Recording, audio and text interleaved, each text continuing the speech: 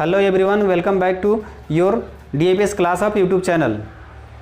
Previous class में हम लोगों ने इलेक्ट्रिक फ्लक्स के बारे में पढ़ा हुआ था। इस क्लास में हम लोग पढ़ेंगे इलेक्ट्रिक फ्लक्स को निकालना with the help of Gauss law.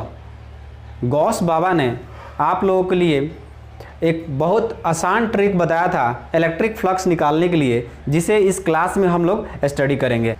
इस क्लास में हम लोग पढ़ेंगे कि गॉस बाबा ने किस तरीके से इलेक्ट्रिक फ्लक्स को निकालने के लिए किस तरह से शॉर्ट ट्रिक को अप्लाई किया था। उस शॉर्ट ट्रिक को हम लोग इस क्लास में सीखेंगे। आइए इस गॉस लॉ से रिलेटेड हम लोग कुछ बेसिक जानकारी कर लेते हैं। सबसे पहले ये गॉस लॉ जो है, यह लॉ इलेक्ट्रिक फ्लक्स को निकालने के लिए बनाया गया है। यानी इसका अर्थ ये हुआ, अगर हमें इस लॉ को पढ़ना है तो फर्स्ट ऑफ ऑल हमें इलेक्ट्रिक फ्लक्स की जानकारी अच्छे तरीके से होना चाहिए। आइए हम लोग थोड़ा सा बात करते हैं प्रीवियस क्लास में जो हम लोग पढ़ चुके हैं इलेक्ट्रिक फ्लक्स के बारे में। इलेक्ट्रिक फ्लक्स मीन्स क्या होता है, तो मैंने बताया था इलेक्ट्रिक फ्लक्स का मतलब होता है, फ्लक्स मीन्स क्वांटिटी होता है। और मैंने ये भी बताया था कि it is scalar product of electric field and area. यानी इलेक्ट्रिक फ्लक्स जो होता है वह इलेक्ट्रिक फील्ड और एरिया के स्केलर प्रोडक्ट होता है, जिसे हम लोग ड्राइव भी किए हुए थे। प्रीवियस क्लास में मैंने बताया था कि phi E equal to E into A होता है। फिर फाई ई इक्वल टू, इसे हम लोग लिख सकते हैं ई ए कॉस थीटा। मैं थीटा के लिए प्रीवियस क्लास में मैंने 3 केसेस भी बताया था। वह 3 केसेस क्या था, जब थीटा इक्वल टू 0 हुआ करता था तो उस समय हमें क्या मिलता था, फाई इक्वल टू यानी फ्लक्स इक्वल टू मिलता था ई ए, जिसे मैक्सिमम फ्लक्स बोला जाता था। और फिर मिलता था माइनस ई ए, कब 180 डिग्री पे। फिर 90 डिग्री पे मिलता था 0, जिसे मिनिमम फ्लक्स बोला जाता था। ये 3 केसेस हम लोग बहुत अच्छे तरीके से प्रीवियस लेक्चर में पढ़ चुके हैं। इसके बाद मैं एक और भी कंसेप्ट बताया था, जिसमें मैंने आपको ये बताया था कि कभी भी इलेक्ट्रिक फील्ड किसी भी सरफेस से जब वो इन करता है तो उसको हम निगेटिव में, उसका फ्लक्स निगेटिव में लेते हैं, और जब वो आउट करता है उससे सरफेस से तो उसका फ्लक्स जो होता है हम पॉजिटिव में लेते हैं। और किसी भी सरफेस को जब इलेक्ट्रिक फील्ड के अंदर रखा जाता है तो उसका नेट फ्लक्स क्या होता है, 0 होता है। मैंने ये चीज़ प्रूव भी किया हुआ था। आइए थोड़ा सा हम लोग उस पर बात भी कर लेते हैं। जैसे सपोज किया कि हमारे पास ये एक इलेक्ट्रिक फील्ड है। इस इलेक्ट्रिक फील्ड में हमने एक सरफेस कंसिडर किया। इसमें क्या किया, एक सरफेस कंसिडर किया। तो अगर इस सरफेस का अगर हम नेट फ्लक्स निकालना चाहते हैं तो नेट फ्लक्स क्या हो जाएगा, नेट फाई क्या होगा, 0 होगा। कैसे 0 होगा, तो मैंने ये चीज़ आपको प्रूफ करके मैंने बताया था। और मैंने शॉर्ट ट्रिक भी बताया था कि अगर इनसाइड के केस में जो फ्लक्स होता है वो क्या होता है, निगेटिव होता है, और आउटसाइड के केस में जो फ्लक्स होता है वो क्या होता है, पॉजिटिव होता है। ये पॉजिटिव लिया जाता है।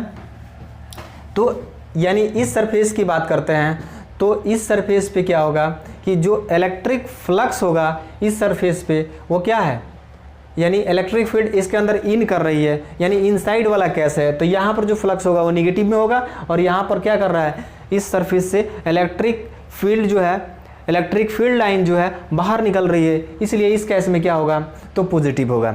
यानी निगेटिव पॉजिटिव दोनों का क्रॉस सेक्शनल एरिया इक्वल है, तो इसलिए दोनों के द्वारा जो फ्लक्स मिलेगा वो क्या होगा, इक्वल होगा। इस वजह से दोनों एक दूसरे से कैंसल आउट हो गया था। और तीसरी वाली जो सरफेस है यहाँ पर, जिसको कर्व सरफेस बोला जाता है, इस कर्व सरफेस का जो इलेक्ट्रिक फ्लक्स होगा वो क्या होगा, 0 होगा। कैसे 0 होगा, तो मैंने आपको बताया था एक कंसेप्ट की, कभी भी सरफेस एरिया का जो वेक्टर होता है वो कभी भी सरफेस से क्या होता है, परपेंडिकुलर आउटवर्ड में होता है। तो यानी यहाँ से परपेंडिकुलर आउटवर्ड में होगा सरफेस एरिया का डायरेक्शन, तो यहाँ पर ये इलेक्ट्रिक फील्ड के साथ कितना डिग्री का कोण बनाएगा, 90 डिग्री का कोण बनाएगा। जब 90 डिग्री का कोण बनाएगा तो आपको पता है कि cos 90 बराबर क्या होता है, 0 होता है। और 0 होता है तो अगर आप इस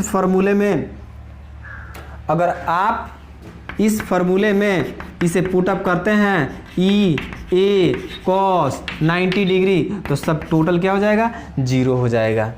ठीक है, ये सारे कंसेप्ट मैं आपको प्रीवियस क्लास में मैं पढ़ा चुका हूँ। अब हम लोग बात करेंगे electric flux for a small element, यानी स्मॉल एलिमेंट के लिए जो इलेक्ट्रिक फ्लक्स होगा वो क्या होगा।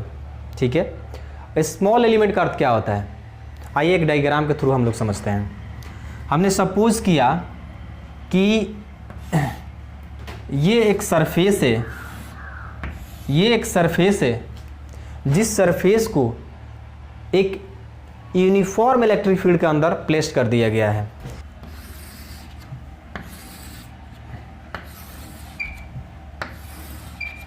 यानी इस सरफेस को यूनिफॉर्म इलेक्ट्रिक फील्ड के अंदर प्लेस करने के बाद हम यहां पर क्या करते हैं, एक एलिमेंट, स्मॉल एलिमेंट कंसीडर करते हैं। यानी एक छोटा सा स्ट्रिप लेते हैं, यानी उस छोटा सा एरिया लेते हैं। यानी जिस टाइप का सरफेस होता है हम उसी टाइप का एरिया कंसीडर करते हैं। ठीक है, तो हमने क्या किया, एक छोटा सा यहाँ पर एक स्ट्रिप ले लिया, यानी एक एरिया ले लिया जिसका नाम हो गया एलिमेंट। क्या नाम हो गया, एलिमेंट, स्मॉल एलिमेंट, इसका नाम क्या हो गया, एलिमेंट एरिया भी बोल सकते हैं इसको। ठीक है, अब देखिए अगर ये एरिया कंसीडर कर रखा है कि ए है तो इसका क्या हो जाएगा, तो ये हो जाएगा आपका डी ए। क्या हो जाएगा, डी ए। अच्छा डी ए क्यों लिखते हैं यहाँ पर, D is this type of symbol. तो डी हम लोग इसलिए लिखते हैं कि हमारे पास फिजिकल जो क्वांटिटी होती है वह दो तरह से चेंज करती है। अगर वो चेंज करती है तो दो तरह से चेंज करती है, या तो वो इंक्रीज कर जाएगी जिसे इंटीग्रेशन के फॉर्म में लिखा जाता है, या तो वो डिक्रीज कर जाएगी जिसे डिफरेंशिएशन के फॉर्म में लिखा जाता है।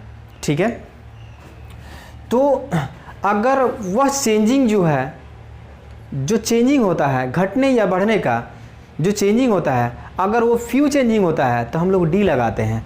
अगर मोर देन चेंजिंग होता है, ग्रेटर चेंजिंग होता है, तो वहाँ पर डेल्टा लिखते हैं। ठीक है, यहाँ पर हम लोग स्मॉल स्ट्रिप ले रहे हैं, इस वजह से यहाँ पर जो चेंजिंग होगा वो छोटा सा ही चेंजिंग माना जाएगा, इसलिए हम क्या लगाएंगे, डी लगाएंगे। ठीक है, देखिए यहाँ पर जो इलेक्ट्रिक फील्ड है वो क्या है, कांस्टेंट इलेक्ट्रिक फील्ड है। आपका फ्लक्स भी क्या होगा, अगर यूनिफॉर्म इलेक्ट्रिक फील्ड होगा तो आपका फ्लक्स भी डेंसिटी पर डिफाइन होगा। इस वजह से यहाँ पर ये सिंबल डी यूज़ किया जाता है। इसका मतलब ये नहीं होगा कि हमने छोटा सा एरिया ले लिया तो ये बड़े एरिया का कैलकुलेशन पॉसिबल नहीं है। इसी के सहारे देखिए मेथड को आसान करने के लिए हम लोग एलिमेंट एरिया का कंसिडर करते हैं। एलिमेंट एरिया कंसिडर कर लेने से क्या होता है कि हमारा कैलकुलेशन काफ़ी आसान हो जाता है। तो साइंटिस्टों ने ये मेथड को अपनाना शुरू किया। एलिमेंट एरिया लेने से हम क्या करते हैं कि बड़े क्षेत्र को छोटे कैलकुलेशन करके भी हम बता सकते हैं। ठीक है, इसलिए हम लोग यहाँ पर ये एलिमेंट एरिया का कंसिडर करते हैं। यानी जो चीज़ डेंसिटी पर डिफाइन हो सकता है, यानी उसके लिए हम लोग एलिमेंट एरिया कंसिडर कर सकते हैं। ठीक है, आइए electric flux for a small element, यानी स्मॉल एलिमेंट में फ्लक्स क्या होगा। तो आप थिंकिंग कर सकते हैं कि इतनी बड़ी एरिया में जो फ्लक्स था उसको हमने कंसिडर कर रखा था फाई, तो हमने एरिया तो छोटा कर दिया ना। जब हमने एरिया छोटा कर दिया तो फिर हमारा फ्लक्स भी तो छोटा हो जाएगा, यानी फ्लक्स भी डिक्रीज कर जाएगा, फ्लक्स भी कम हो जाएगा।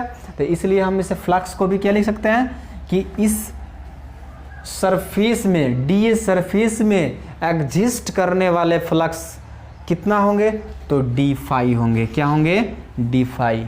समझ में आया। अब देखिए, अब हम लोग कैलकुलेशन करेंगे इस एरिया में टोटल इलेक्ट्रिक फ्लक्स कितना है। ठीक है, तो हम लोग फार्मूला जानते हैं कि फ्लक्स बराबर होता है फाई ई बराबर होता है ई ए कॉस थीटा। पहले से पढ़ चुके हैं हम लोग। ठीक है। तो फाई जो है यहाँ पर क्या बन गया है, डी फाई बन गया है। किसके लिए, स्मॉल एलिमेंट एरिया के लिए, स्मॉल एलिमेंट के लिए क्या बन गया है, डी फाई। तो हम लोग इसके सामने क्या लिख सकते हैं, तो डी फाई लिख सकते हैं। क्या लिख सकते हैं, डी फाई।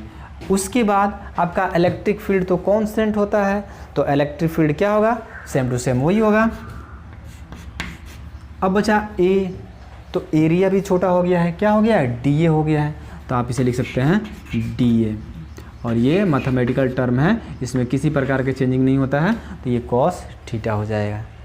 बस यही आपका एलिमेंट एरिया के लिए, एलिमेंट एरिया के लिए आपका फ्लक्स का फॉर्मूला ये हो जाएगा। आपको अगर डी को हटाना है तो आप जाहिर से समझ सकते हैं कि यहाँ पर इस चीज़ को, इस फिजिकल क्वांटिटी को आपको इंटीग्रेट करना होगा। आप इसे इंटीग्रेशन मेथड का यूज़ करके, आप इसका कैलकुलेशन करके आप इसे डी को हटा सकते हैं। अब हम लोग बात करेंगे गॉस लॉ के बारे में। ये जो लॉ है ये काफ़ी इंपॉर्टेंस लॉ है। किसी भी स्टेट के बोर्ड के एग्ज़ाम में ये जो क्वेश्चन होता है हमेशा रिपीट करते रहता है। आइए थोड़ा सा इन साइंटिस्ट के बारे में हम लोग बात कर लेते हैं।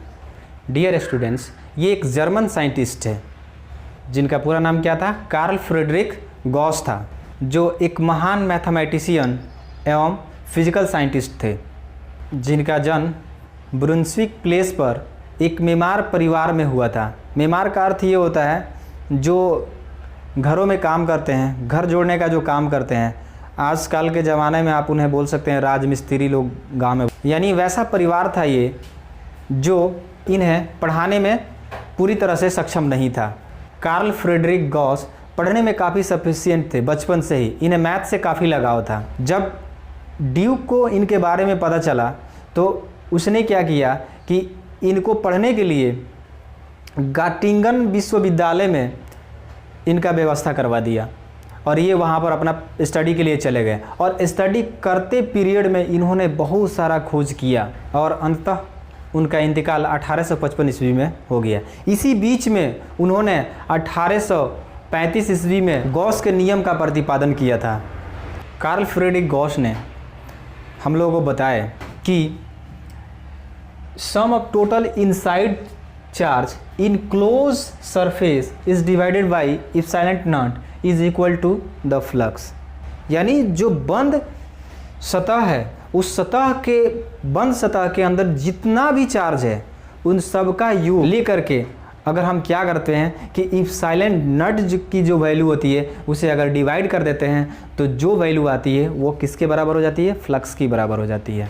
ठीक है, आप इसे हिंदी में भी लिख सकते हैं कि फ्लक्स किसी बंद परिपथ में उपस्थित कुल आवेश का 1/इप्सिलॉन नॉट गुना होता है। और इस स्टेटमेंट के आधार पर आप लिख सकते हैं कि फाई ई जो होगा, E equal to E dot d A, और ये इक्वल होगा आपके कि क्लोज सरफेस के अंदर उपस्थित कुल आवेश, मैंने जूम किया क्यू आवेश है तो क्यू का समेशन डिवाइडेड बाई क्या, तो इप्सिलॉन नॉट। यानी आप इस स्टेटमेंट के मैथमेटिकल टर्म में आप ऐसे लिख सकते हैं।